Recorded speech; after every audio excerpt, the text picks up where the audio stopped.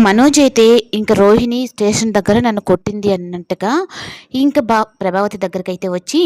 నన్ను ఇలా కొట్టిందమ్మా రోహిణి అని చెప్పని అనగానే ఇంక ప్రభావతికి అయితే కొడుకు మీద ఎక్కడ లేని ప్రేమ అంతా కలిగేసి నా కొడుకునే కొడతావా నువ్వు, అది కూడా పోలీస్ స్టేషన్ దగ్గర, అయినా తప్పు నా కొడుకు చేశాడా నువ్వు చేసావా అన్నట్టుగా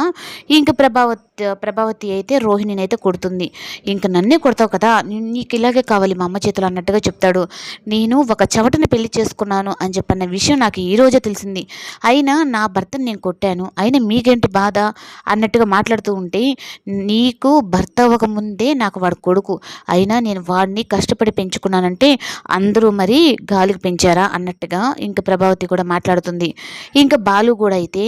ఏంటి అక్కడ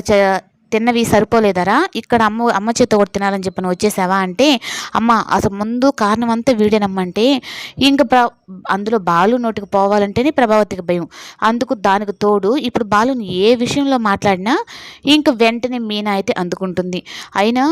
అక్కడ ఏం మాట మాట్లాడారో ఏమో నాకైతే తెలీదు, కానీ ఆ మాట విన్న వాళ్ళందరూ అయితే మనోజ్ గారిని మాత్రం అందరూ వాయిస్తున్నారు, ఆ చెంప ఈ చెంప అని. ఇంకా ఆ మాటని ఏమన్నావురా నువ్వు అని చెప్పానంటే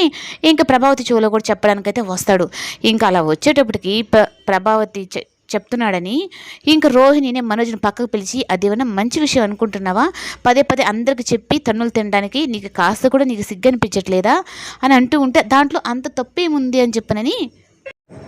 ఇంక ప్రభావతితో ఇంక రోహిణి తనను కొట్టింది అని చెప్పన్న విషయంకైతే